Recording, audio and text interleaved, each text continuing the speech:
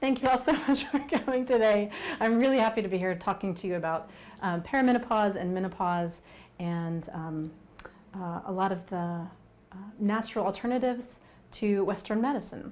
My name is Lara Ferguson Diaz. I'm an acupuncturist, an herbalist, and a Qigong instructor. And I practice here at Integrative Family Medicine of Asheville. And I specialize in women's care, specifically hormonal balance. So let's get started. The first that I have here is, this is a symbol for inner percussion. And we can interpret that as the heartbeat or the, your voice, your inner voice, your intuition.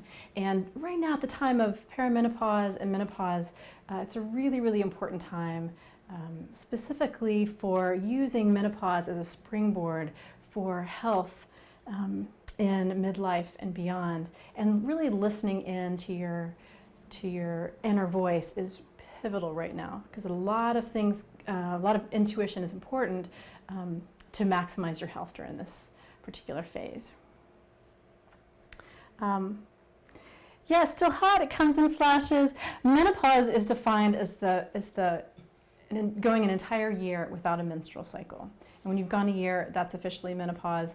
And perimenopause, the 6 to 10 years leading up to that. It could be fewer. In general, we're looking at, about a third of women having real severe symptoms. And menopause is really a Western concept. If you're looking at the Chinese medicine medical encyclopedia, for instance, you're not going to see the word menopause. It's just a natural process of life where the kidneys are starting to decline. And so we want to boost the energy of the kidneys and really even out the body's rhythms. The U.S. actually seems to have the highest incidence of hot flashes being the hallmark of menopause, right? So the symptoms usually come up in more developed countries. And there's a whole lot of different potential reasons for that. And in less developed countries, a much smaller percentage of women are having hot flashes. So about a quarter of women will have severe problems. A quarter will have no symptoms or very mild symptoms. And about half of us will experience sort of moderate symptoms of menopause. And I think in large part this has to do with our diet. This has to do with the expectations of women during this time, the way we sort of revere youth as opposed to the wisdom of aging, and a lot of the chemicals that are in the environment that we have not a whole lot of control over right now, and the pesticides in our food. So a lot of women come in and say, is this perimenopause? What is really going on here? Maybe you're having irregular periods, libido changes. Your libido may increase, it may decrease. Bloating, mood swings, ovarian cysts become pretty common during this period of time. Infertility or anovulatory cycles, carb cravings, and low body temperature. And that can definitely, you can have real low body temperature and then suddenly have a hot flash and then get real chilled again.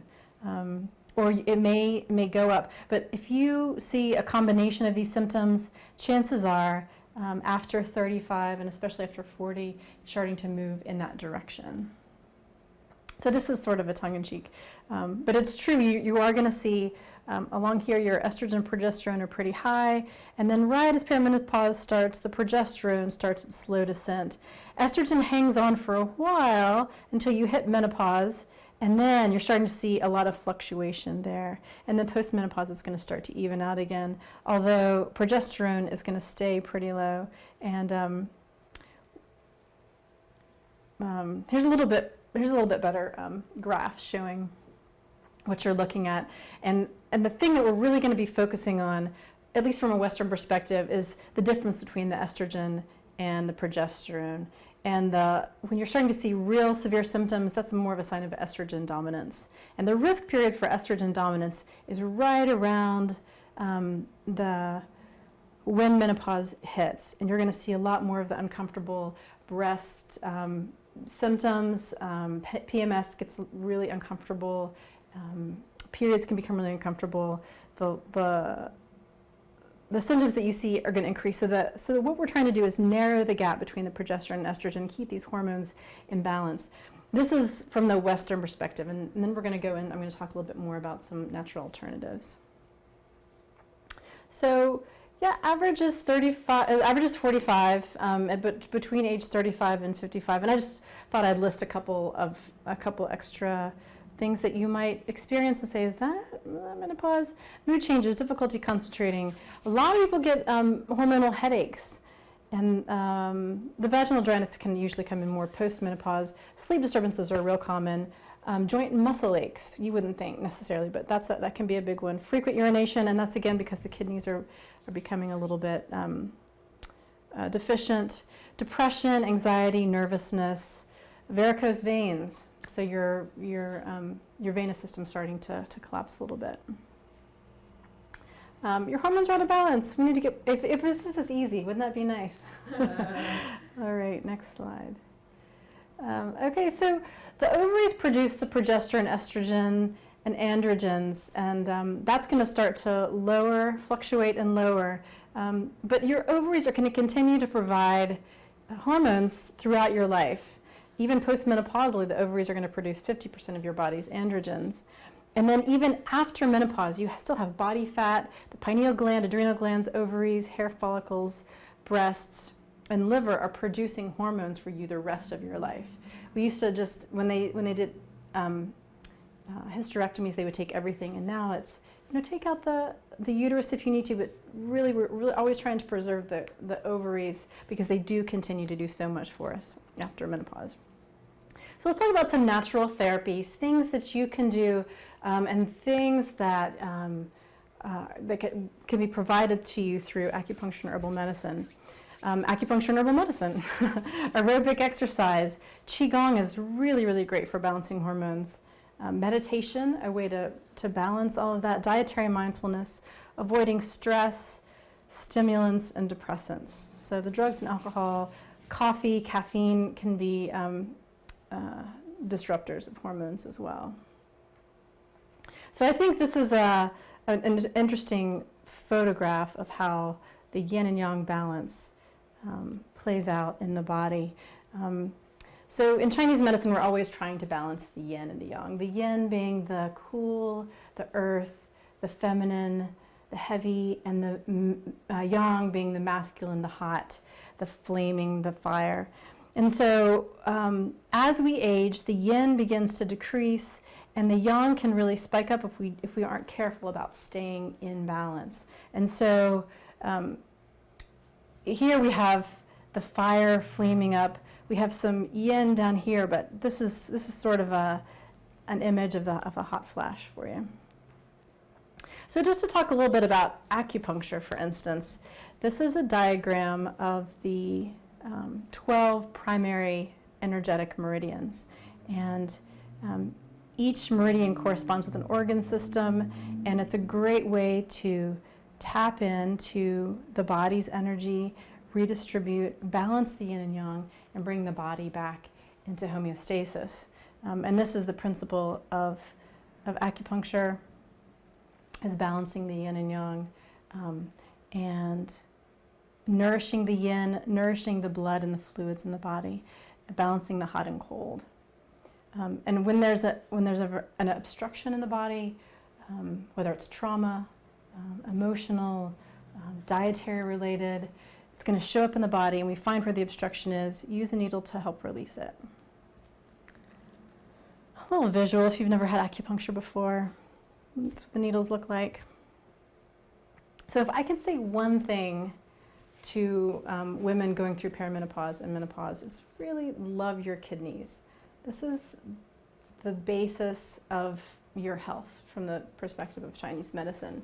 It's the basis of yin and yang and the blood. And so by taking care of your kidneys, really avoiding excess coffee and alcohol, stress is a huge one if you can really mitigate those outside influences. And I'll show you some Qigong activities for nourishing the kidneys as well. It's going to go a long way, especially right now during the time of perimenopause and menopause. It's like the teenage years. You know how when you're a teenager, if you really take care of yourself during your teen years, your adult years can be really healthy. It's a springboard. If you do so now, you can indulge more in the coffee and alcohol after menopause. So let's take a look at the patterns. What are we looking at with the patterns of menopause? Usually 3 or more arise together. So, and we're going to look at herbs that combine specifically for the individual. It's not a one-size-fits-all medicine. Every woman has her own patterns and her own way of expressing the excess or deficiency and how that shows up. So primarily we're going to look at the kidney and liver, and we call that yin deficiency. You've got the yang that spikes up, the yin starts to become deficient. And then we also look at the spleen and at the heart. These are all yin organs that need to be nourished. So let's start with some kidney yin deficiency. What does it look like when the yin becomes deficient and the yang becomes excess? You may have delayed menstruation. Maybe your cycles get a little bit longer. You can have hair loss, vaginal discharge, dryness, dizziness, ringing in the ears, hot flashes, night sweats. You might have some sleep issues, insomnia, more dreams, itchy skin, formication, soreness, and weakness of the low back and knees. And there's some great herbal formulas that can help with this.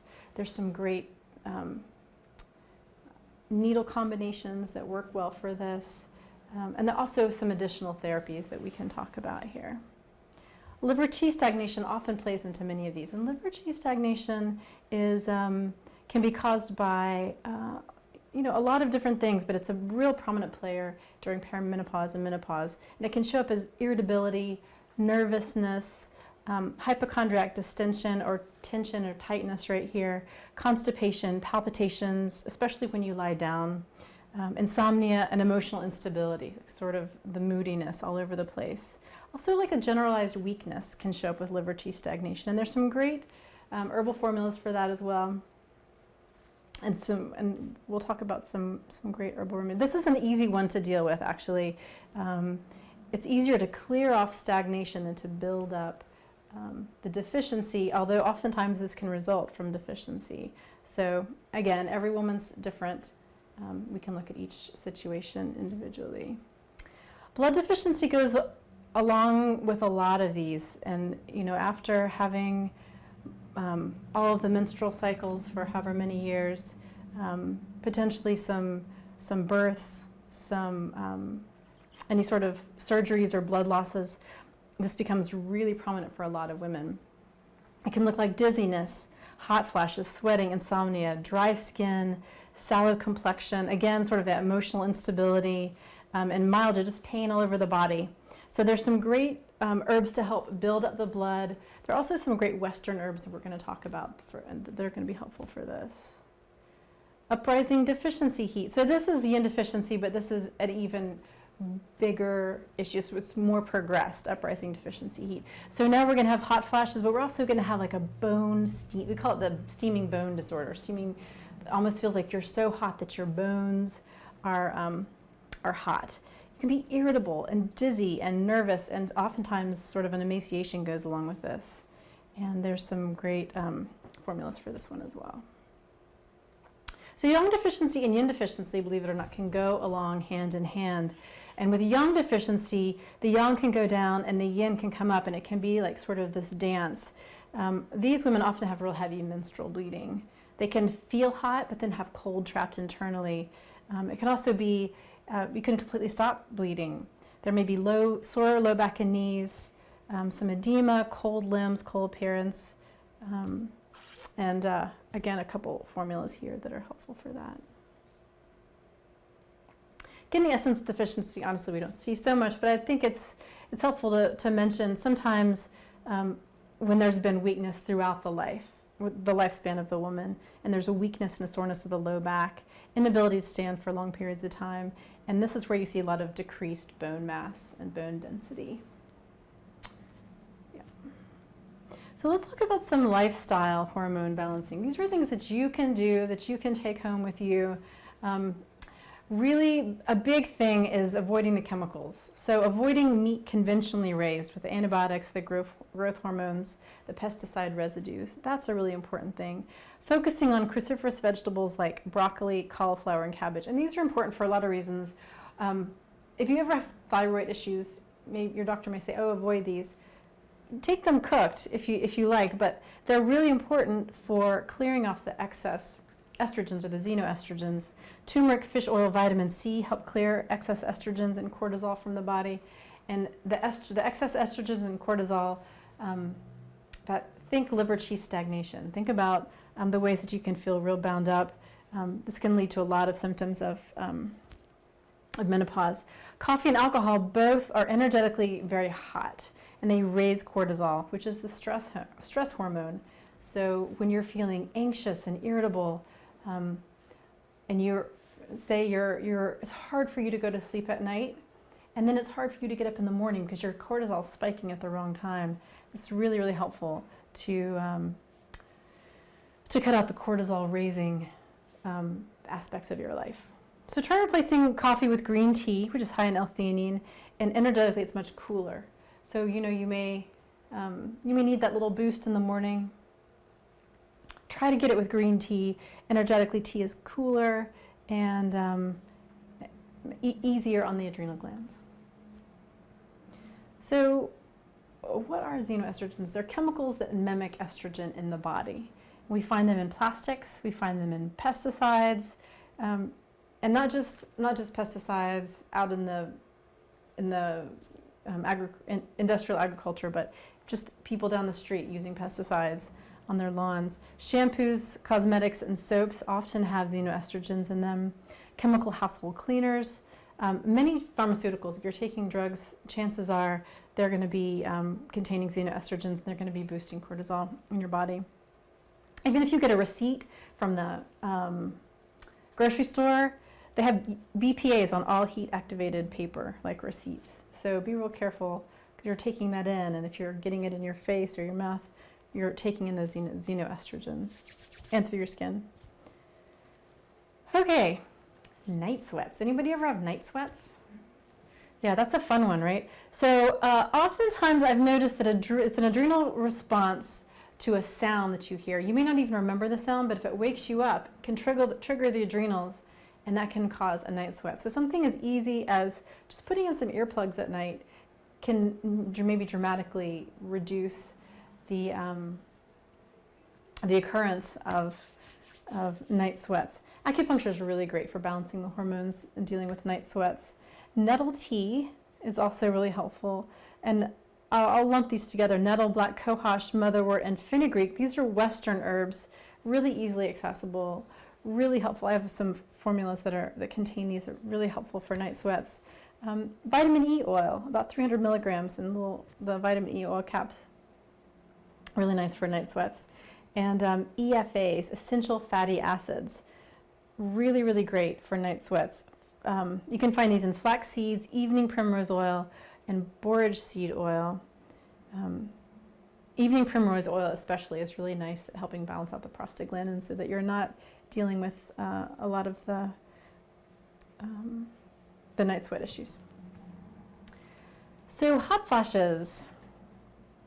Gotu kola and dongui are two Western herbs. Well, dongui is also a Chinese herb.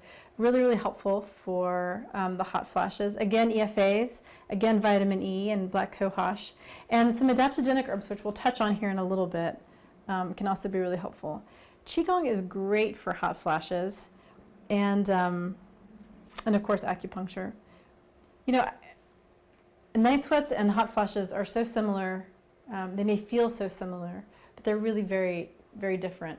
And if you come in for an acupuncture appointment, for instance, we want to differentiate what kind of hot flashes you're having. Are you sweating? After you sweat, do you get cold? After you sweat, do you feel hot? Lots and lots of things go into this. So this is a sort of a surface primer, but we'll go through more. So heart health. Heart health is definitely influenced during this pivotal time in your life in lots of ways. Lots of women are feeling palpitations and chest tightness and the anxiety and irritability that come up with that.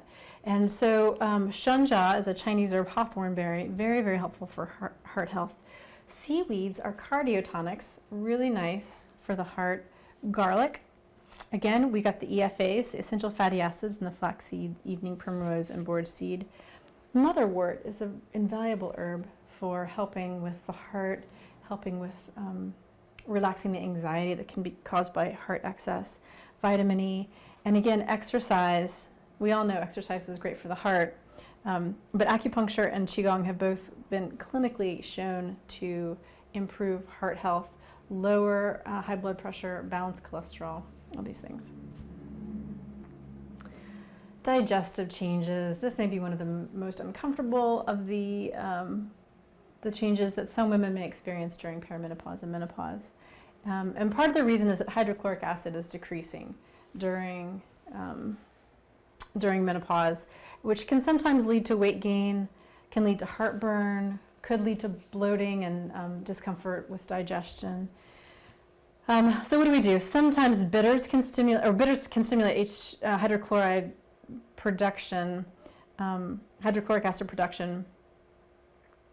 Betaine hydrochloride supplements are really helpful. You need to make sure that if you take a betaine hydrochloride supplement that you're taking it in the middle of a meal with a protein. You never want to take that on an empty stomach. But it can be really helpful at sort of replacing some of that. And it's not the kind of thing you necessarily need to continue taking forever. Sometimes you need a little jump start, and it can be really helpful during real stressful times with your stomach. Because we all know the stomach can be so sensitive to stress and emotions and this sort of thing. I have a wonderful bitters formula that I make my own herbal tincture formulas. You can also find bitters around. Apple cider vinegar, really, really great for digestion. Probiotics and fermented foods as well can be really, really helpful. Sugar kills digestion. Alcohol and coffee can be really tough on digestion too. So things to keep in mind if you're struggling with any digestive upsets. Ooh, this is a fun one. Irritability, anger, and rage. And we all deal with this, but for some magical reason, during perimenopause and menopause, whatever we haven't dealt with starts to really come to the surface. And in a sense, that's a really wonderful thing because it's our body's way of saying, all right, now it's time to step up and deal with this. In another way, it's more processing for us to do at a particularly stressful time. Blue vervain is a wonderful herb that can help mitigate the anger and the irritability. Lemon balm is a lovely one, very calming and relaxing. I will mention that lemon balm, if you have a thyroid condition, lemon balm can be a little bit slowing to the thyroid, so you might avoid that if you have any thyroid issues, which can come to the forefront during this particular period of time. Meditation is really key during this particular time for the irritability, anger, and rage, and realizing that they're emotions that arise and not identifying with it. I'm angry. It's emotion that's coming up and allowing it to release. Acupuncture, Qigong. In fact, I just taught a Qigong class in conjunction with a martial arts practitioner, and we talked a lot about anger and releasing anger through the internal martial art of Qigong. And in my weekly class, we talk a lot about clearing emotions that come up. So, something to think about. Insomnia. Oh, this one will drive you crazy. And there are so many great treatments for this. I have a great little formula called Dipl.O.M, and they're a combination of some of these herbs here and also some Chinese herbs that help to really clear some of the heat that's aggravating the body and also relaxing the body quite a bit. Foot soak before bed is a wonderful thing to do. Some stretching, again, Qigong, breathing exercises can be great for this.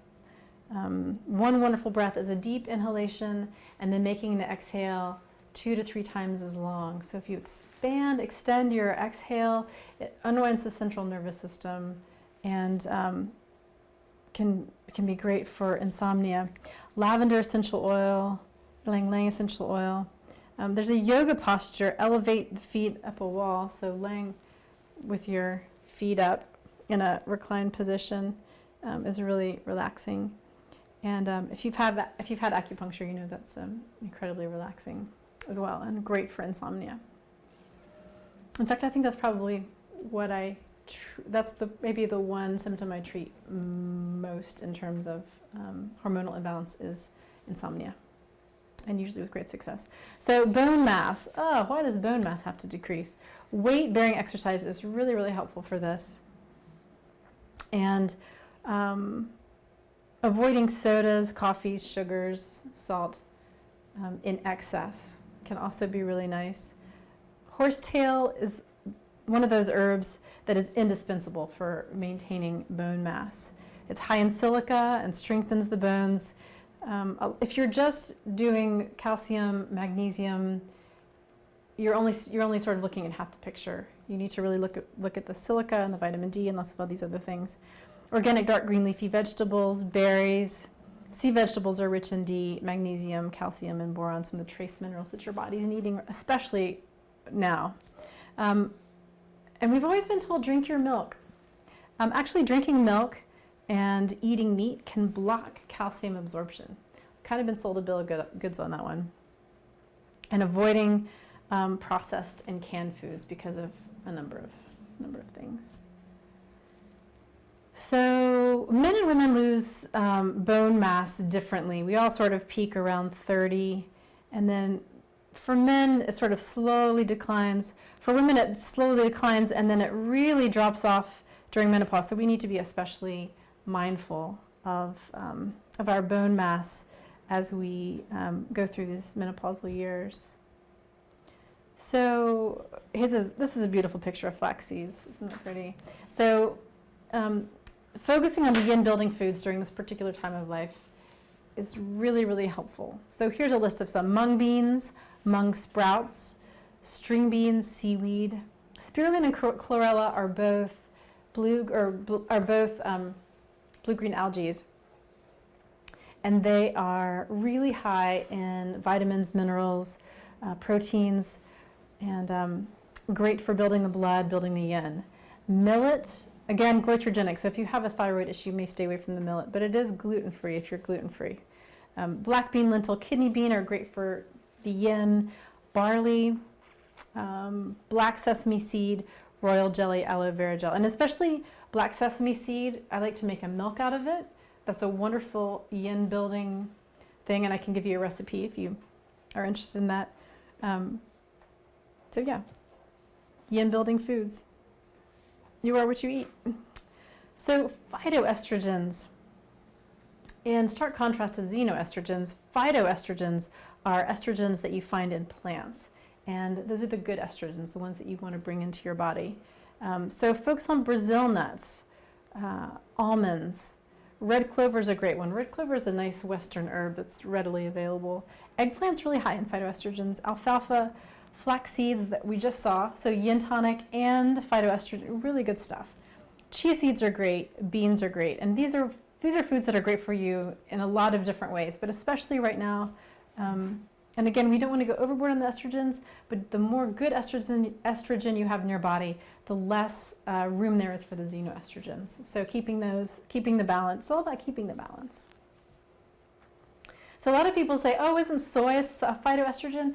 Well, yeah, there are phytoestrogens, but they've also been linked to cancers, and soy is also widely genetically modified. So unless you're really focusing on fermented soy that's organic, I would stay away from soy. I completely stay away from soy. So fermented soy includes tempeh, miso, and tamari. And I would pretty much avoid all other soy. Like soy protein isolate is sort of a new name for MSG. Stay away from soy protein isolate. It's not a great, quick protein for your body. Whoa, can we go back for just a second? Sorry. Yeah, I think people say, oh, but in Asia they have soy all day, every day. They actually, about 2 tablespoons a day, and it's fermented. So keep that in mind. And again, it's goitrogenic unless it's fermented, which means if you have thyroid issues, it can slowly slow your thyroid function. And it can also block enzyme production, and I mentioned it's GMO. So yeah, there's a question about soy. So be careful about the soy. Yay, Qigong. And I think it's helpful to mention that Qigong, I've mentioned it throughout, I'm kind of a Qigong junkie, but it's one of those ways to naturally balance your body. It's every day to reach your full potential. really. It's been demonstrated to reduce hot flashes by 90%. I could go on and on about all the studies about Qigong, how it lowers blood pressure, lowers cholesterol, lowers stress, boosts the mood, helps with focus and attention, and it dramatically improves sleep in perimenopausal women, and reduces depression and anxiety. It also builds muscles. It's just a great thing to do. So I think what we're going to do is, let me talk one more minute, then I'm going to do a little demonstration. Everybody up for maybe doing a little bit of Qigong? Yes. Okay. Okay, so Qi is the word for your body's energy. I've talked about Qi throughout this presentation. And Gong is exercise, or more specifically cultivation. So we're cultivating the Qi, or we're farming the Qi, we're bringing the Qi in from our surroundings to be in a, to bring it into the body, specifically into the lower dantian. And it's a moving meditation. It's a way to connect deeply with your breath and with your spirit, cultivating, moving, and enjoying your Qi. And the 2 times of the day that your Qi is most available to you is sunrise and sunset. And obviously that's going to change throughout the year. But let's take a little, stand up for a second if you'd like to. And we'll do some Qigong. And we're going to focus on the kidneys a little bit, since I may have overstated and how much love we need to give our kidneys. So we'll start out just with the outsides of our feet, parallel, knees slightly bent. And we're going to bring our hands into prayer position here, thumbs touch in to the sternum. Close your eyes, take some breaths. Find your center. Now we're going to be breathing in the Qi. Qi follows thought. We're going to focus on breath, posture, and intention. So we notice our posture, our tailbone's tucked in a little bit, our chin's tucked, knees slightly bent, shoulders back, but not rigid, just really comfortable. And the breath is nice and easy, and we're going to breathe along with the movement. And again, Qi follows thought. So where we're focusing on the energy is where it's going to go. And we're going to gather up the Qi, gather the heavenly Qi. So we're breathing in through our nose, we're bringing it in through the crown of the head. And on the exhale, we're bringing it down into the lower dantian right here.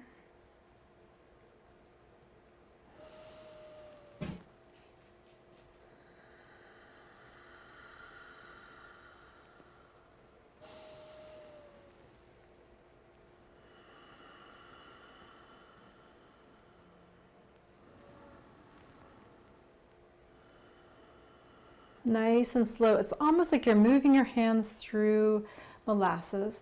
And this is a nice way to wake up in the morning. Sunrise, bring in the Qi, balance your Qi for the day. Regulate all the body's systems. Regulate your nervous system. Great, and when you get here, we're going to hold the tiger's mouth hand posture just over the lower dantian. We're going to focus on the kidneys. So if you can imagine where your kidneys are, right up here in your low back, going to send some light to your kidneys. Remember, Qi follows thought. We're going to tuck the fingers in right along the kidney channel, right in the front of the body, just under the rib cage here. We're going to inhale, bend over, flat back, and breathe out.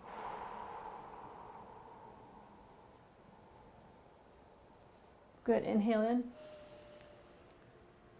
Blow out. Really focusing on your kidneys.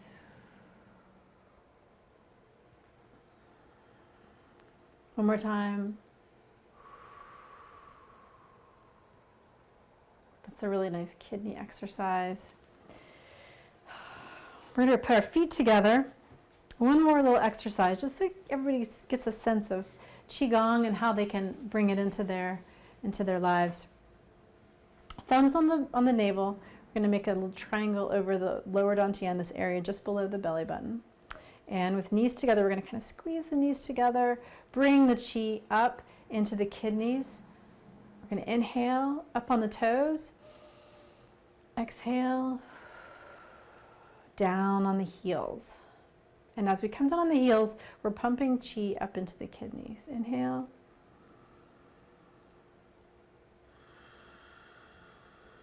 exhale. Good, you guys are doing great. Inhale. Exhale. This is deceptively simple. It feels like not much is happening here, but if you're using your intention to push the chi up into the kidneys, this becomes a really tonifying exercise, a really balancing and meditative exercise.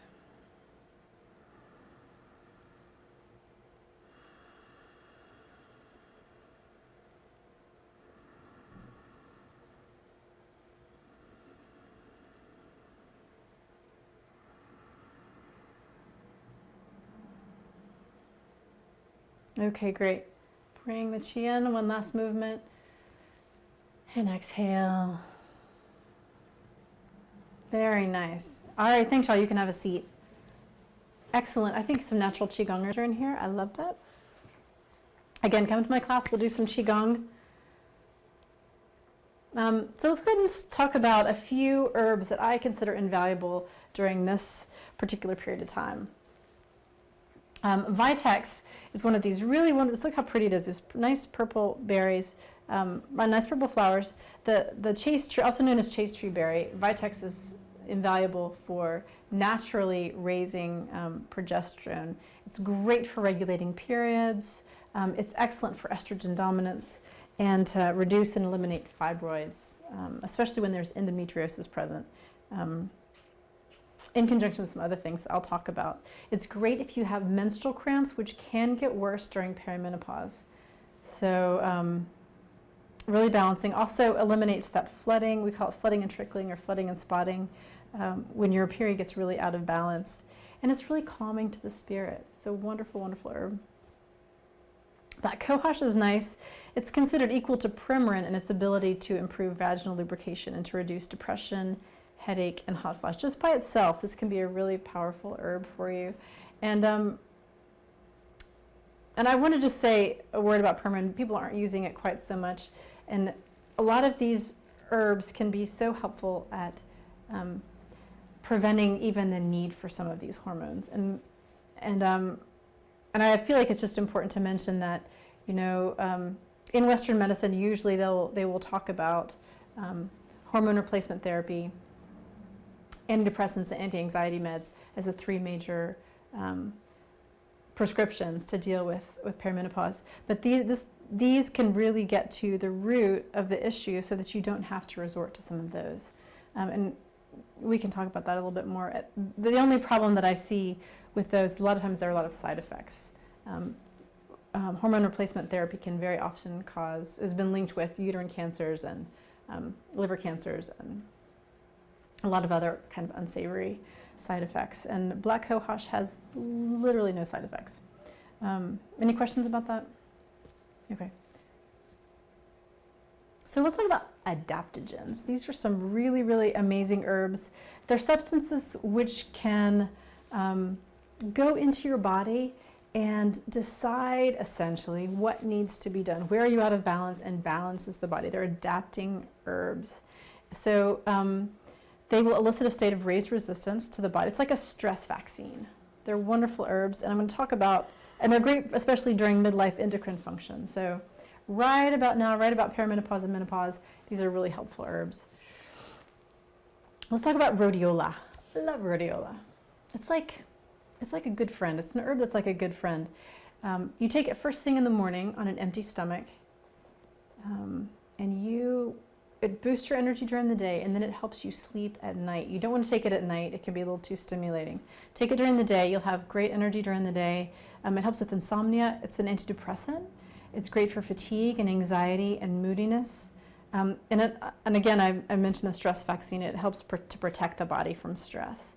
It's also great if you happen to be an athlete. It can protect you from extreme temperatures and endurance during physical activity. And since during perimenopause our bodies are often having a hard time balancing body temperature, this can be really nice. If you run cold, then you get hot, and you're having a hard time balancing that out.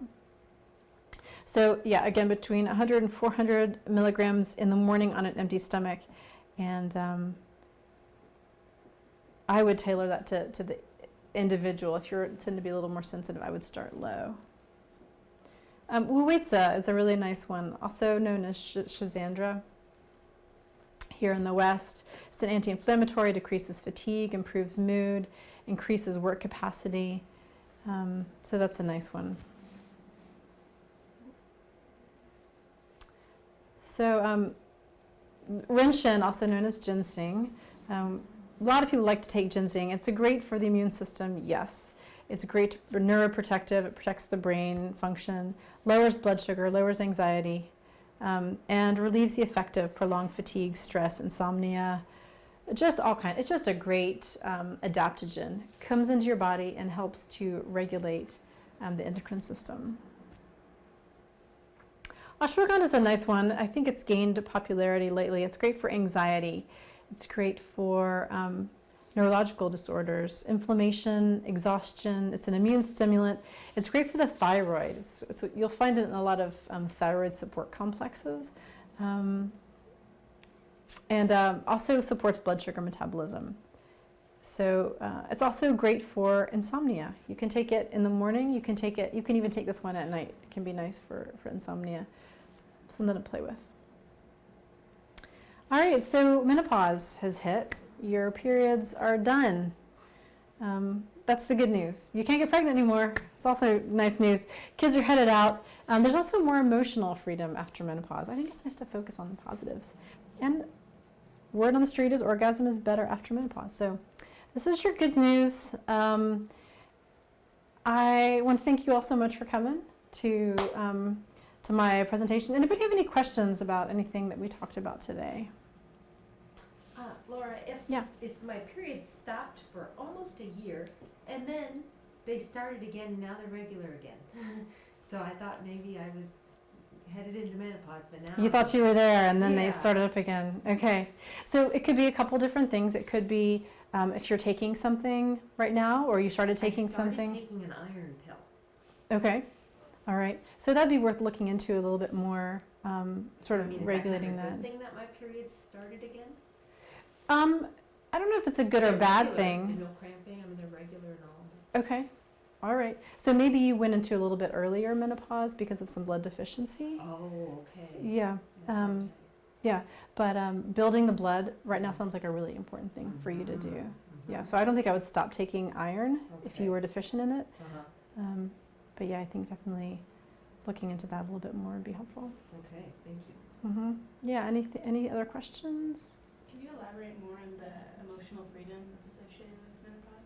Yeah, well, it's kind of, as I mentioned before, when we talked about the irritability and anger, I think for a lot of times leading up to menopause, especially for women in our society, and you know, you may or may not agree with this, there's a lot of pressure on women to fulfill a lot of roles and be a lot of things and be perfect at a lot of things and not have certain emotions.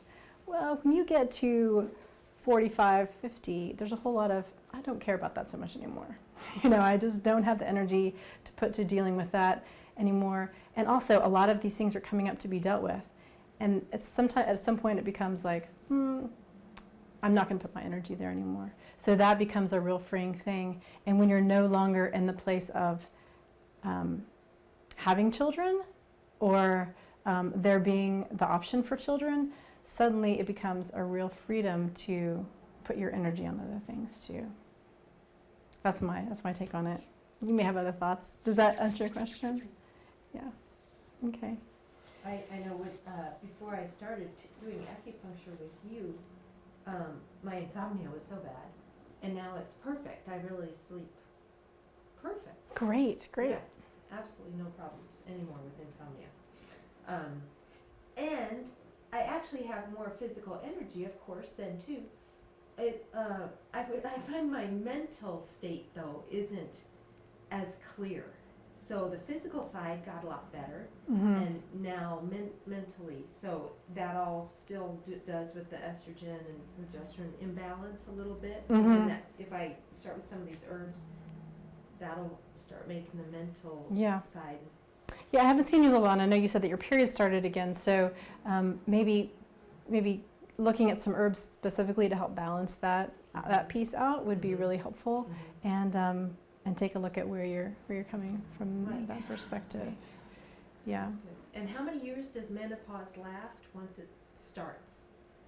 Well, you know, it's, as I mentioned, it's different for every woman.